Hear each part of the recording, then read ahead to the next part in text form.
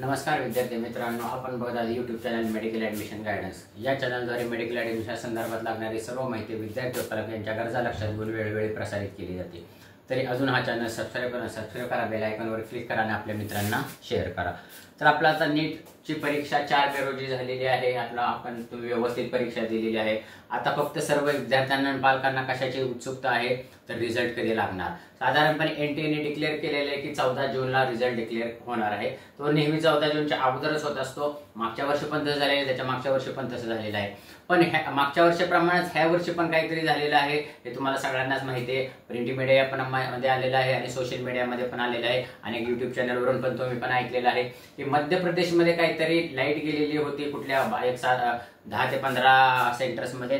त्याच्यामुळे तिथल्या विद्यार्थ्यांनी एनटीएकडे ईमेल केले, पण एनटीएने काही रिस्पॉन्स दिला नाही त्या ईमेलला। त्याच्यामुळे तिथले जे काही विद्यार्थी आहेत, काही विद्यार्थी मिळून मध्य प्रदेशच्या कोर्टामध्ये गेलेले आहेत आणि मध्य प्रदेशच्या कोर्टाने निकालावर तात्पुरता स्टे दिलेला आहे। तो काही कायमस्वरूपी स्टे दिलेला नाही, लॉंग टर्म पण स्टे दिलेला नाहीये आणि त्याची सुनावणी आता थोड्या 1-2 दिवसातच होणार आहे आणि त्याचं ते डिक्लेरेशन होईल। तर कधी कधी संभ्रमावस्था काय झालेली होती की नीटचा रिझल्ट पुढे जाणार, पण तसा नीटचा रिझल्ट पुढे जाईल ह्याच्यामध्ये काही जास्त तथ्य नाहीये असं वाटतंय, कारण ही खूप थोड्या प्रमाणावर झालेली घटना आहे आणि त्याच्यावर लगेच सोल्युशन निघू शकतं। त्याच्यामुळं जो काही रिझल्ट लागणार होता 14 जूनला, तो 14 जूनलाच लागेल किंवा त्याच्या अगोदर पण लागू शकतो 10 ते 14 जूनच्या दरम्यान, कारण मागच्या वर्षी पण असंच झालं होतं। तर ह्याच्यामध्ये काय होणार, थोड्या दिवसातच आता हे हिअरिंग होईल मध्य प्रदेश सरकारचं आणि त्याच्यावर काय सोल्युशन काढायचं हे मध्य प्रदेश सरकार आणि एनटीए ह्याच्यामध्ये अंडरस्टँडिंग होईल आणि त्यातून सोल्युशन निघेल। पण जर समजा मध्य प्रदेश सारखी परिस्थिती अनेक भारताच्या राज्यामध्ये झालेली असेल आणि तशा जर कंप्लेंट्स कोर्टामध्ये आल्या तर मग ह्याचा सिनेरिओ बदलू शकतो। तर आता हे साधारणपणे ह्या आठवड्यामध्ये किंवा 2-3 दिवसात आपल्याला कळेल की सिनेरिओ कसा आहे, का जी काही ही घटना घडलेली आहे ही मध्य प्रदेश पुरतीच आहे का इतर पण राज्यामध्ये त्याची व्याप्ती आहे, तर हे आपल्याला लक्षात येईल। पण त्या लक्षात ही जर व्याप्ती जास्त प्रमाणात नसेल तर रिझल्ट हा निश्चितच 14 जूनच्या आत लागणार आहे, 10 ते 14 जूनच्या दरम्यान।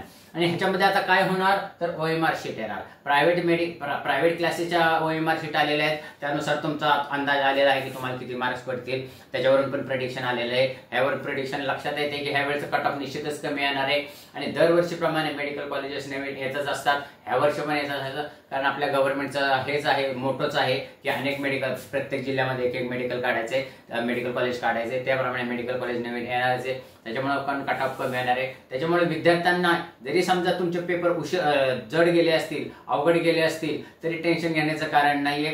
पेपर हा अवघड सगळ्या भारतातल्या विद्यार्थ्यांना गेलेला आहे, त्याच्यामुळं कट ऑफ कमी मार्क जरी कमी पडले तरी तुमचं ऍडमिशन तुमच्या ऑल इंडिया रँकवर होणार आहे आणि व्यवस्थितच होणार आहे। त्याच्यामुळे टेन्शन घ्यायचं काही कारण नाही, फक्त ह्याच्या पुरतं तुम्ही दम धरा, काय म्हणतात त्याला, रिझल्ट पुरतं तुम्ही दम धरा, तुम्हाला एकदम व्यवस्थित कॉलेज मिळणार आहे। कारण ज्यांनी अभ्यास केलेला आहे त्यांना निश्चितच मार्क पडत असतात, हा दरवर्षीचा अनुभव आहे। तर त्याप्रमाणे एनटीएचा ओएमआर शीट काही दिवसात येईल आणि ओएमआर शीट आल्यावर त्यांना चॅलेंजेस हे दिले जाईल, वेळ दिली जाईल आणि वेळ दिल्यानंतर परत जर समजा एनटीएला वाटलं तर काही प्रश्नांची उत्तर बदलायला पाहिजेत तर ते बदलतील आणि नवीन ओएमआर शीट परत डिक्लेअर करतील। तर हे झालं रिझल्ट प्रमाणे। रिझल्ट कधी लागेल तर रिझल्ट साधारणपणे 10 ते 14 जूनच्या दरम्यान लागणार आहे। तर ह्याचं क्लिअर कट आपल्याला ह्या आठवड्यामध्ये कळेल की काय कसं होतंय, कोर्ट आणि एनटीए मध्ये काय अंडरस्टँडिंग होतंय। तर दुसरी गोष्ट रिनीट।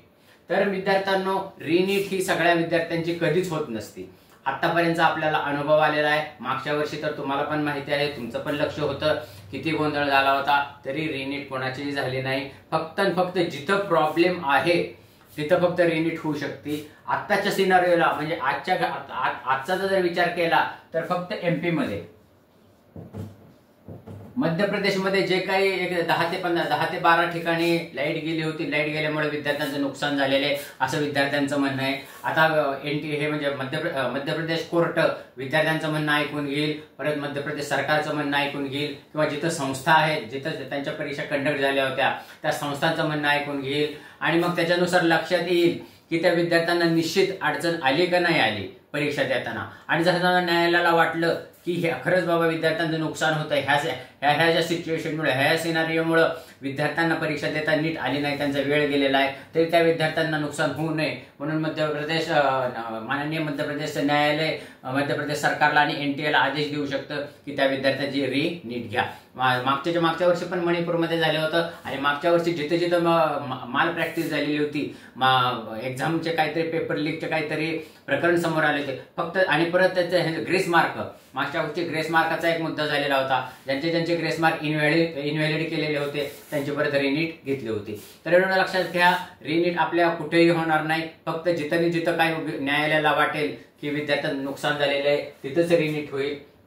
तर हे मुद्दे दोन खूप महत्वाचे आहेत. तुम्ही टेन्शन अजिबात घेऊ नका, तुमचं ऍडमिशन अत्यंत सुखरपणे होणार आहे. तर आजचा व्हिडिओचा विषय काय होता, रिझल्ट कधी लागणार. रिझल्ट निश्चितच 10 ते 14 जूनच्या दरम्यान लागेल. तरी ह्या आठवड्यामध्ये आपल्याला लक्षात येईल की काय काय घटना घडतात. आणि रिनीट तर तुम्ही अजिबात डोक्यामध्ये घेऊ नका, अजिबात टेन्शन घेऊ नका. रिनीट जिथं काही प्रॉब्लेम झाले परीक्षा द्यायला, फक्त त्या विद्यार्थ्यांची रिनीट होणार आहे. तर या व अशाच माहितीपूर्ण व्हिडिओसाठी हा चॅनल सबस्क्राईब करा, बेल आयकॉन क्लिक आणि मित्रांना शेअर करा. कारण हा चॅनल मेडिकल ऍडमिशन संपेपर्यंत तुमच्या बरोबर राहणार आहे. आणि जरी समजा तुम्हाला काही अडचण वाटली तर तुम्ही आम्हाला बिंदास कॉल करू शकता. कॉलचं टायमिंग आहे संध्याकाळी 5 ते 6च्या दरम्यान कॉल करायचा, आम्ही तुमच्या प्रश्नांना उत्तर देऊ. आणि जर समजा तुम्हाला काय वाटत असेल की कॉमेंट बॉक्समध्ये तुमचे प्रश्न टाका, आम्ही त्या प्रश्नांना उत्तर देऊ किंवा पुढचा व्हिडिओ त्या कॉमेंट्सवरून किंवा तुमच्या प्रश्नावरून घेऊन. एवढं बोलून आजचा विषय थांबवतो. जय हिंद, जय महाराष्ट्र.